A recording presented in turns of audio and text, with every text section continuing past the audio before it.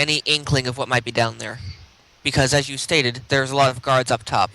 What is to say that there's not a lot of guards down bottom, too? As well as our informant lets us know, there are not many guards just roaming the catacombs. Now, of course, I can't promise there won't be a guard or priest or somebody, even a family down there, mourning a loved one. But at any given time, if a priest happens to be down there, or with some visitors of any kind, they would be, of course, accompanied by a guard. But normally, we would expect it to be fairly unguarded. There have been rumors of traps, but nothing more than that. But with it being catacombs themselves, and this place being a very, well, a holy place, I would not expect traps to be that much of an issue.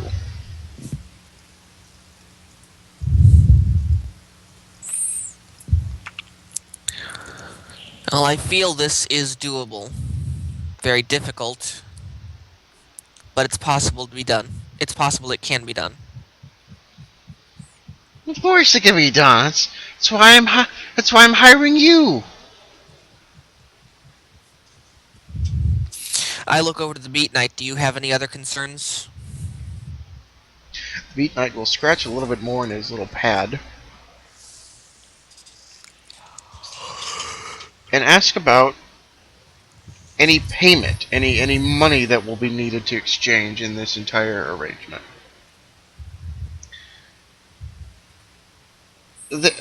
Cal poses that there shouldn't be any money exchanged anywhere. He slides a small pouch across the way to you two and says that this should cover anything minor that would happen along the way. The pouch is easily filled with 10 gold. I just look to the Beat Knight. Anything that this doesn't cover, I can cover myself. Beat Knight will nod.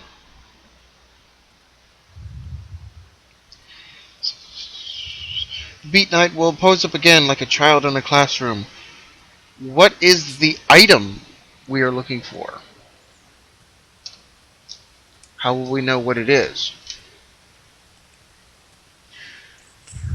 Cal will express to you once you find the coffin, tapping on this symbol that he has given you on this piece of parchment. The item will be in the coffin, in the tomb itself. It is an exact... I'll give you 1 second real quick. My notes.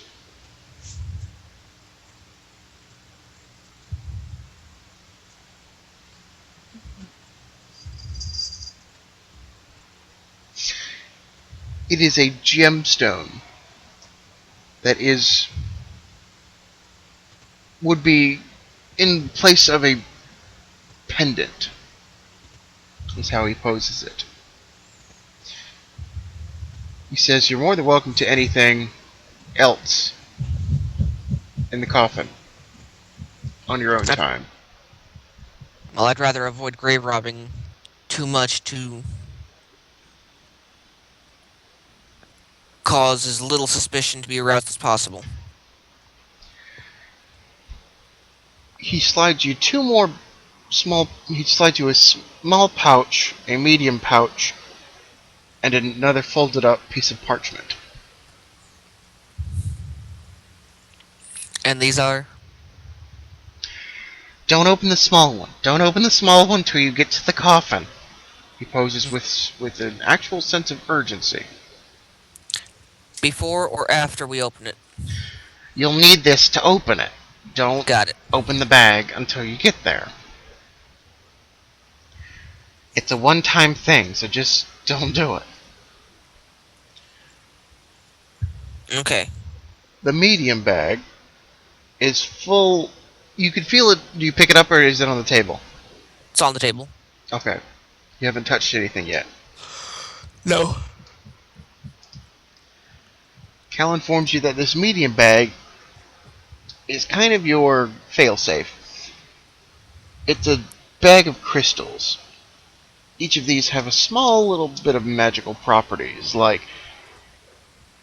temporary invisibility, or being able to make someone forget something for a short amount of time.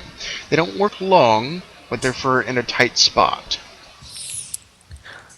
Is it would it be obvious to me which ones are what? He says they certainly should be. They're essentially color coded. Okay.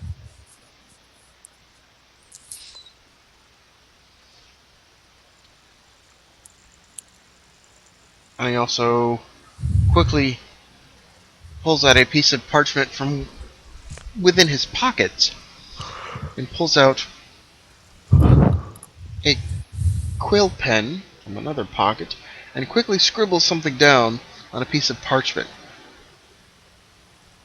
The folded parchment on the table near your bags immediately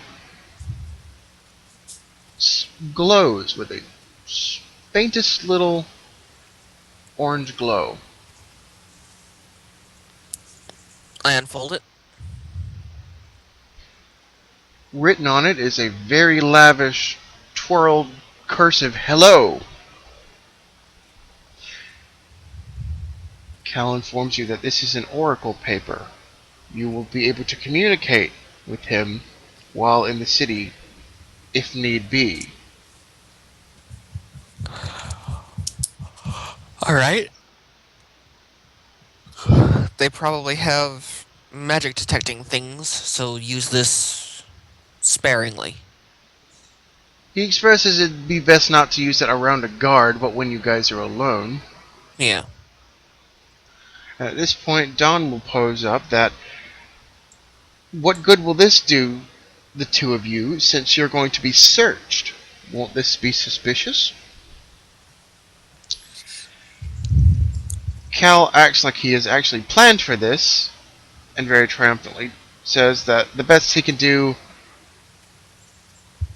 is turn him invisible. So you have to do a bit of sleight of hand if being patted down. Well, also, like you stated, best thing to do in this situation is hide in plain sight. I'll just pick up a few additional pieces of blank parchment and hide it amongst that. He looks eagerly surprised.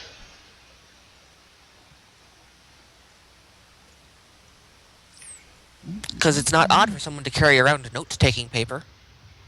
The beat knight looks to you and looks back to his notes and keeps making notes.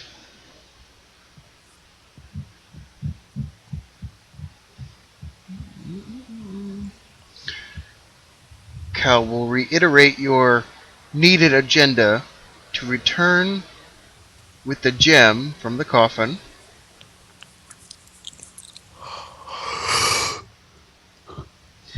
that the guards will be stamping and signing and checking paperwork, so have them at the ready. Mm-hmm. Keep your lies consistent. Do not give out your real names, he stresses.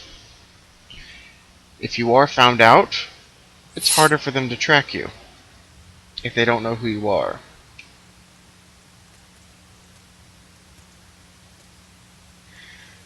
At this point, Don kind of chuckles to himself. I do understand that this Elric here would be able to lie his way out of something, even so much as a costume change, but I'm afraid I would not be able to take this other fellow here in a more serious manner. I don't believe I could easily overlook someone in radish armor here to be mistakable. To this, I raise a hand, and I want to... Wow, that was dreadful. Warm-up rolls do not work with this die. I got 3, a 2, and a 1. No. Try another one. It's just as fucking bad. Pardon me, Oh language, I'm my. sorry. Bad rolls this morning. Very bad rolls, both of them. So you know what? I'm trying to warm up my dice and they're not working. Roll the virtual dice. I roll the virtual die. Um, to this point, I want to try and cast an illusion over the Beat Knight to disguise him. I can disguise myself at will, but disguising others takes a little feat of magic. Right. Fair enough. With a, that's pretty much just as. With a 10, the best you think you can really do is change the color of his armor, but not the design. Then I will hold off on casting any magic. It's not Cal, good enough. Cal sees you try and do this and kind of gives a somewhat sneer look to the tiefling to his right and expresses that with the clothing you are going to pick up with the carriage, essentially we do have something to make the Beat Knight fit in a little bit more. He informs you that there is essentially a little magic charm that we can pin right around his collar plate that will change the Beat Knight's armor to the appropriate guard color. But he tells you that there are also some essentially clip-on adornishments to more have the Beat Knight fit in, like a paladin armor, if you would. I was just thinking that actually. A holy paladin would be a better fit in a land of the dead.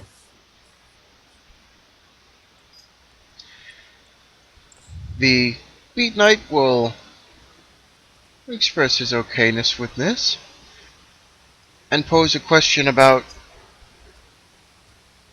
the fact that the lies will have to be consistent. To reiterate that, or explain that a little bit further.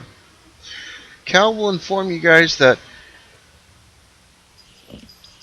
it's best to come up with your false names, not just think of a name on the fly, because unfortunately you don't know who's going to see you. If you have different conflicting stories, that might pose suspicion.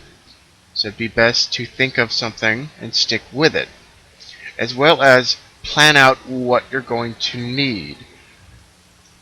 Cal says these documents will get you where you need to go, but it does not expressly state who you two are and where you guys are from. It only mainly deals with the body, and that you two will have to pose as some form of druid or elf-like members of the cloth, as well as the guard. The body is of elf descendancy, and we thought it'd be best for an elf to try and sneak into City of Tombs to be buried rather than something, say, a human or a halfling. It'd be more accepting and more workable. I see. This will take a fair bit of planning on my end. The It Beat, can be done. the Beat Knight will chime up and ask, are they allowed to see the body? Will they have to move the body or know anything about the body itself? Agreed. Will we have to identify the deceased individual? Yes and no. Cal interrupts you. He expresses that it's best in his view that you not open or look at the body. That way you cannot technically lie to the guards. But he does pull out another piece of parchment that has the descriptions of the body. If you are asked, here are the proper descriptions if directly questioned, but everything else should be filed down on the paperwork. Excellent. That way, if you are questioned and you need to lie, you would not be lying, but you can't give any further information about the body as you are not an exact relative and find it, he says, let's say, improper to pry on someone else's relative? Then the best line uh, I can give out would probably be, "We are here to take care of the last respects of this individual on behalf of their family, who are unable to attend at this time." Good, correct. He will gladly like that you are planning this. Cal will express that the coffin is not magically locked of any kind, but once again he will reiterate not to open it, to not look at the body. Right. But he does. You are given the description. You glance over it real quick. It's got like, hair color, eye color, height, and like a full description of what they're wearing, kind of deal. Mm-hmm. But that's about it. Kind of vagueness. It's just vague enough to work. Correct. Everything seems to be taken care of except for one thing. Do you have any suggestions how we're supposed to get the body and the coffin back? He says that his plan is somewhat like this, and at this point, metagaming, Daniel, I would maybe want you to scratch this down. I've been scratching stuff down. Very good. Yes. Cal tells you that his basic idea is that you want to get this body in the catacombs. Mm-hmm. And in order to do that, you'll need to get the proper permissions. Mm-hmm. First, you'll stop at the city gate. One of the city gates. Any of your choosing to get in the city. You'll be checked, you'll be questioned, and searched. You will need to have everything, your lies, and all that prepared once you arrive, because then you'll have to stick with them. Once you make it to the gate, your next stop will be the local morgue to prepare the body. Don Grave will pose up that the morgue itself has a system where they prepare coffins to be put into catacombs. Basically, an inspection to make sure that these coffins are not going to break or weather, that they'll be tight and able to preserve the bodies in the catacombs. Mm-hmm. You'll need to go to the morgue. Cal expresses that one of your papers should give you permits as well. You'll be checked again, questioned again, likewise. And from the morgue, once you get the inspection check, they're not going to open the coffin and poke about the body too much, he hopes. But they should just check the coffin. At that point, you'll have permits to drop the body off to the catacombs. The tiefling will chime up and pose that this will be the critical point, since you don't want to just hand over the coffin. You'll have to pick one of the three access points, be it the morgue, the cemetery, or the church, and at that point, or beforehand, grab the priest's clothing from the local tailor, get a key, and an artifact. Pose as the priest and a guard, and have yourselves escort the coffin into the catacombs. And once in the catacombs, it should be pretty easy from then on.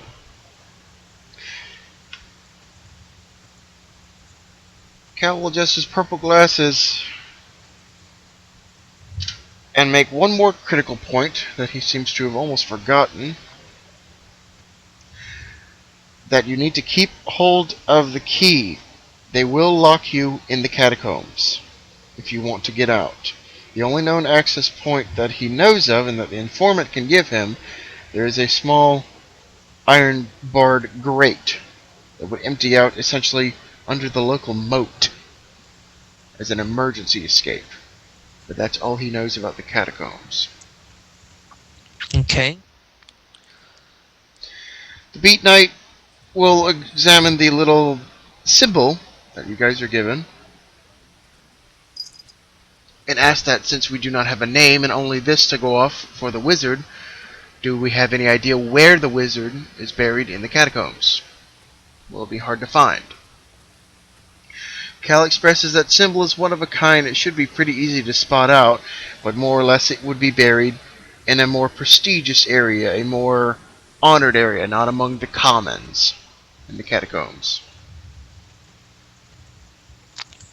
So more than likely on a deeper level where it's more well taken care of.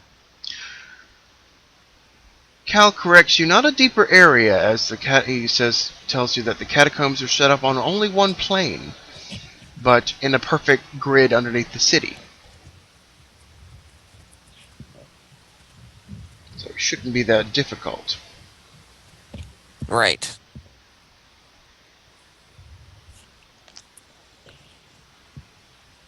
That still didn't necessarily answer my question, though. How are we supposed to get the body and coffin back? Cal's starting to sweat. And Don is starting to look like he's having a good time right now. At this point, you believe that Don would pride himself in enjoying Cal's floundering. And floundering, even. I suppose we just leave that to our imaginations. Cal's frantically looking through his paperwork and really starting to sweat it right now. He starts to express that you could even ditch the coffin if need be, he just needs the body back. He says, Dom's the first one to kind of somewhat side with you and suggest that if you're so keen on sneaking, if you can get out the emergency exit, you're essentially outside the city. You just need to get past the initial gate patrol and you're golden. Okay, that actually gives me an idea.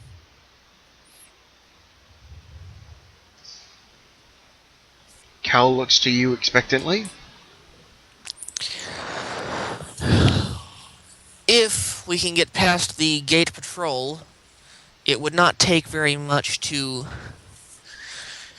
illusorily modify this box to make it look like a shipping crate. We get it out that grate, and people just think, oh, look, someone's lost a container. We ditch the clothes, probably put it in the box temporarily. No, we can't do that. We got a bag of holding. We'll put the clothes and everything, dress like normal. We're carrying a box away, a regular shipping container. Cal kind of blanks a bit like you've lost him for a second there, but then kind of nods in agreement like, yeah, okay. I thought that was kind of clear, but I'll take it.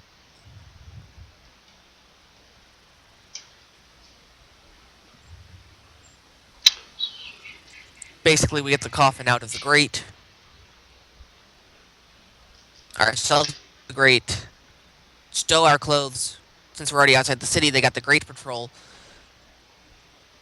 We find before we get out of the grate, we try and cast illusion on this coffin to make it look like a shipping crate. We're just carrying goods. He says, whatever's gonna work for you. At this point, still trying to hide his nervousness. At this point, the Beat Knight will look to you and confirm his notes, and ask what is supplied and what is needed. Double checking his notes. Well, we have the coffin, the body, the clothes, the papers. The carriage, the horses. We've got the small pouch, key to the coffin, basically. Emergency crystals, the communicative paper, And what we need to get on our way there would be the key, the relic, and we need to pick up the clothes in between trapping getting everything checked at the morgue and the catacombs themselves. The Tiefling will reiterate once again that it'd be in your best interest to masterfully craft a stopping point. If you're going from one part of the city to the other, in this paperwork society, as he phrases it, it's would not be very natural to stop at the tailor's on the way. You can make a roundabout in a direct line, but he says more or less you'll have to create an emergency stop.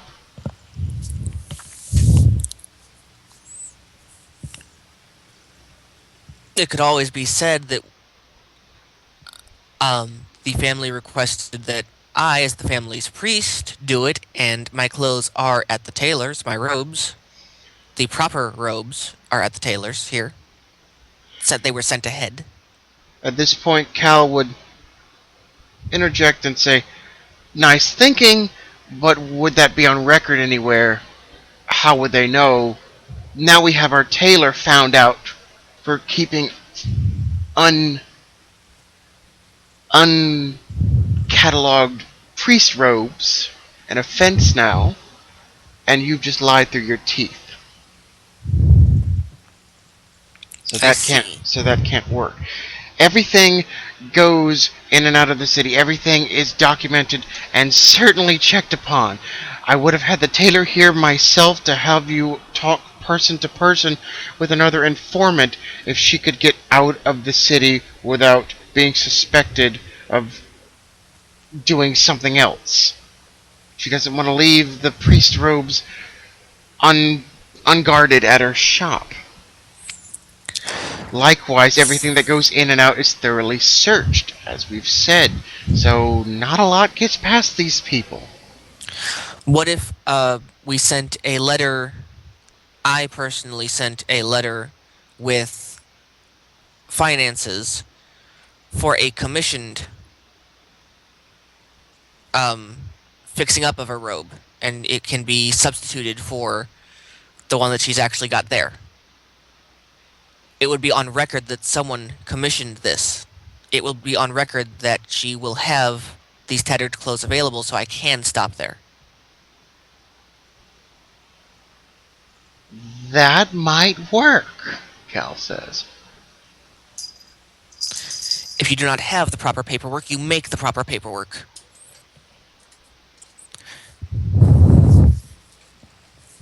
I will simply use the alias that I will create, so it does not track back here to us. Send my own personal finances because I am intrigued at this operation.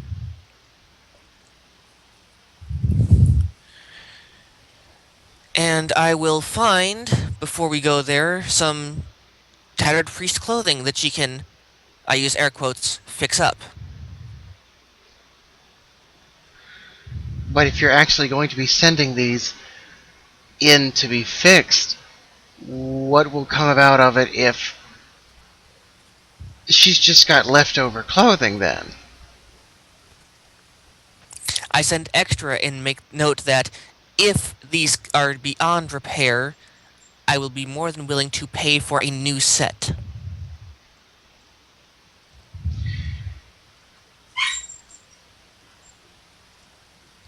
Cal says, we can. I know Sondel. I think she can make that work. Excellent. That and it keeps her safe because she will be unaware of the intentions. The heavens forbid we get caught. Oh, no need to pretend. She's fully aware of our operation here. She's certainly our little informant.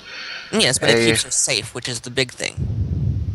fair, but I hear she can hold her own. Just as well. A contingency plan for contingency plans. It's always a good idea. The Beat Knight looks satisfied with his notes. Is there anything else of importance that was left out? Cal scours the rest of his papers and does not seem like he's finding anything. Kind of looks it over like, no. I look over at Don Grave. Do you have any major concerns that we did not touch upon? Unfortunately, respectively, he kind of gives you a nod. I don't care if you succeed or fail here. I'm just here to watch this one flounder about. But I am intrigued by this now. You've piqued my interest and All would right. very much enjoy to hear if you happen to pull this off, how you did it. If I come back safe, I will be more than willing to tell you. And if it's a good enough story, I might be able to give you a discount of any of my items. I'll try to make it worth your while. The Beat Knight kind of almost rudely interrupts. What are we being paid? Cal was kind of taken aback by this. He starts to sweat again and looks to you, Elric. What were you expecting to be paid? You believe that this might have been the important information he was forgetting. I would agree. What did you have set aside for us? He eagerly starts looking through his paperwork very frantically. Don has this smirk of just absolute pure happiness over his face. Don is searching. Cal is searching for anything he can. He is. This was not prepared like his other notes. He poses the question again. What were you expecting to be paid? As he's just frantically looking for this money slip he has here somewhere. Let's just say the risk will equal the reward. Don, wanting to play more into this, will ask, well, what are you getting out of this? You're stealing for him. You're risking everything for him. Doesn't sound like a good payment. What are you getting out of it?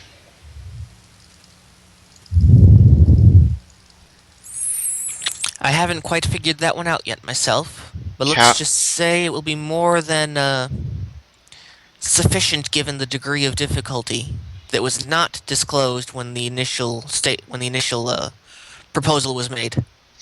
Cal is staring daggers into this tiefling right now.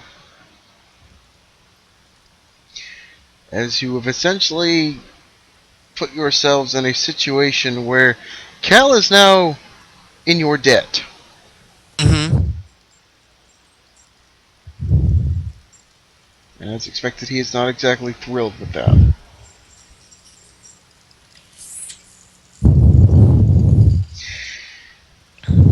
Cal, not having given an exact price for your services, is somewhat happy to hear that, but has got that overlying sense of dread like, oh, I'm gonna regret this. He is. And at this point asks, is there anything else you need?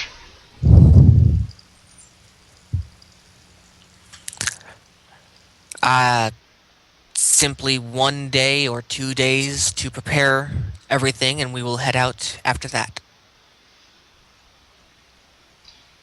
Uh, Cal seems taken aback again by this. He asks, why so long? We have What? to get our stories straight. We also have to send out that information and that money to make sure that it arrives. Cal expresses he has ways of getting the paper there before you arrive. It'll take about a day or two to get to Shaymore itself. So why not work on your stories on the way? So be it. We will head out as soon as we're done preparing ourselves. At least by the end of the day. Cal will give you one final piece of paper which gives you the name and the information of the boatman who will be taking you over and where exactly to meet the carriage and who's going to be giving it to you and whatnot. Right. And we'll begin to clean up his paperwork and begin to store it all back in his fur. At this point, I stand up and begin to exit. Beat Knight will begin to be right behind you. Alright, we exit. As soon as you go through the door, roll me perception. The Beat Knight is Alright. behind you. Right, my physical dice are not liking me. They do not approve of grave robbing. 15. 15's good enough. There are 3 orcs sitting over here at this fireplace you've noticed since you walked in, but just about as much as anybody else around the bar, making merry and doing whatnot. You feel like they've been eyeing you since you walked in a little bit more than anybody else. And at this point, as soon as you step through the door, the larger of the 3 is actually kind of craned around, like as if he were expecting you to come through the door. You recognize him. Elric, you recognize this very large, very intimidating looking orc as kind of a local, I wouldn't say bully, but a local pest as well as you would stereotype an orc. Mm-hmm. He is an orc warlord known to call himself Bone Crusher. He is decked out in war paint. He is scratched to pieces. He's got the gigantic shoulder pads and a very impressive, out of place looking gauntlet that seems to fit him exactly on his right hand. Mm-hmm. He is like a living callus. And Ugh. immediately stands up, knocks over his chair, and just kind of stares at you, expecting you to come out. You believe he was waiting for you, Okay. as well as the other 2 orcs. One you can see easily wielding a crossbow, and the other one wielding some sort of either a mace or a small flail of some kind, Mm-hmm. or a maul, I should say, turned towards you. The large orc will begin to make his way towards you, intently staring you down. I am intently ignoring him. Are you just standing there ignoring him? No, I'm good. I'm walking away. Okay. The Beat Knight is behind you. The Beat Knight comes out and takes a quick glance at this orc now wandering this way, and will look back to you and immediately try and catch up with you. Yep. Not enough. The orc will seize the Beat Knight by his collar, pick him up like a bully picking up a nerd by his backpack, so to speak. Before the Beat Knight can do anything, kind of drops him down, but enough to clatter enough of a sound to certainly get your attention, Elric. Mm-hmm. Not exactly throwing the Beat Knight at you, but certainly getting your attention. Right. The Beat Knight whirls around. I have no quarrel with you, sir! As he reaches kind of a hand around like he's either going to pull something or do something. In case. You've seen him strike this pose many times before. Mm-hmm. The orc will lock eyes with you, Elric, and pose in his stupid fashion as you have heard a few times about town, but have never actually, well, had an actual confrontation with this very large orc of any kind. You! He just simply points at you, Elric.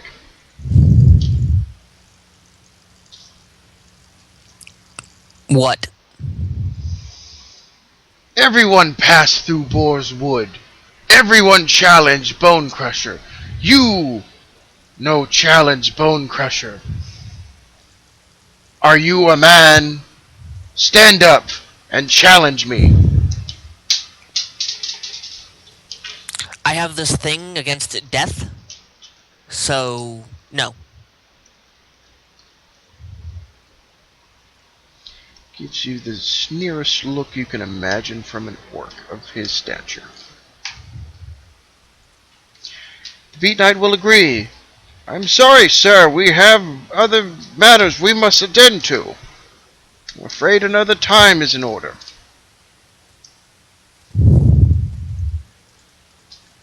The other two orcs will almost knock over their chairs and stand up, certainly not liking this answer from you two. Bone Crusher will simply look in their direction as they stop. He'll look back at you and really push the Beat Knight aside and get almost up in your face, but he certainly towers over you. He looks down at you, really trying to intimidate you. It might be lost on an orc, but I'm going to try and roll persuasion, as that's a skill that I've got. Okay. You want to persuade or bluff? It's going to be a little bit of both, kind of like smooth talking. Okay. With an 18. Oh yeah, what do you want to do? It's like, listen, I'm exceptionally weak, and you're going to win anyway. Someone as strong and as well versed in battle as you are will have no problem fighting me. I personally don't want to die. You probably don't want to waste your time. Why should I fight you if it's just going to end up bad for the both of us? You will kind of do some sort of a grunt or a snort, you're not even sure which. Bone Crusher would easily crush you like a twig. This is a win for Bone Crusher. A challenge is a challenge. But you see him kind of, as best as you can gather from facial expressions, run this over in his head. And then you see his eyes kind of fall over your form once more. You are weak. You must train and challenge proper.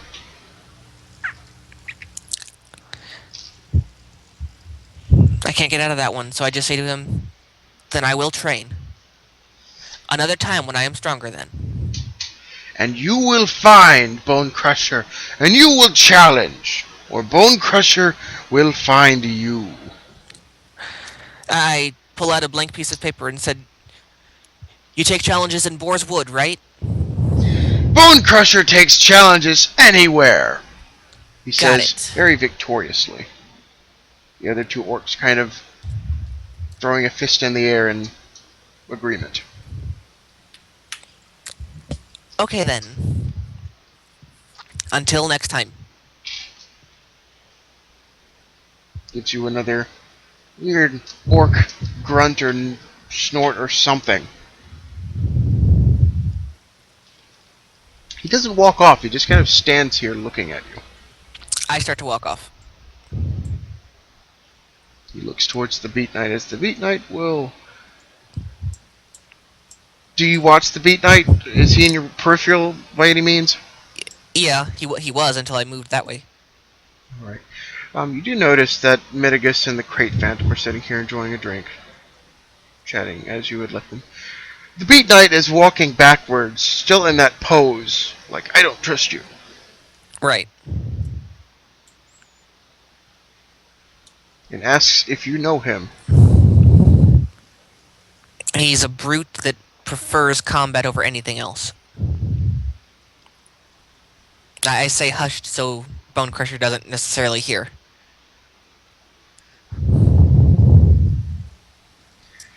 You get about 5 or 6 more steps and he kind of very slowly turns back and heads back towards the hearth.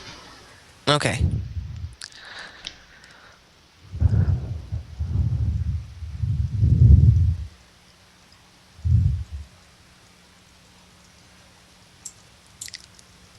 Heed me! This little chest will shout at you as you walk by, waving his arms in a dumbfounded fashion. I just keep walking around this table so to avoid the squire begging for drinks. You cannot hide from the truth! Beware the Crate Phantom! Heed me! As he shouts as you are obviously ignoring him. Yes.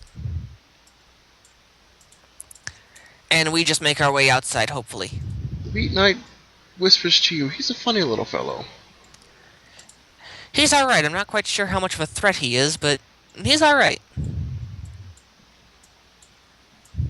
A good prank You every now and then. That's not bad. you do see the squire kind of pestering a few other people at the bar. Right. Okay. And you make your way outside.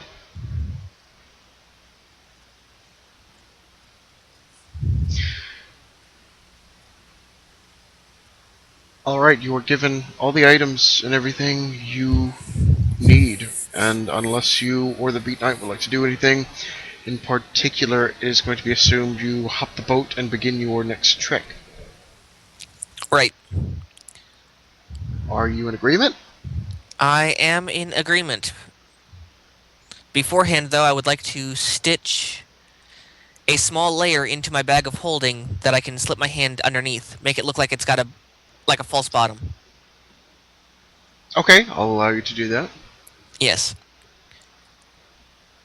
That way I'll be able to carry many things in, although it looks like I have very few. Excuse me. Fair enough. Alright, with that, I'm going to stop right here, and next time we will pick up back after your travels and you have grabbed a carriage. Excellent.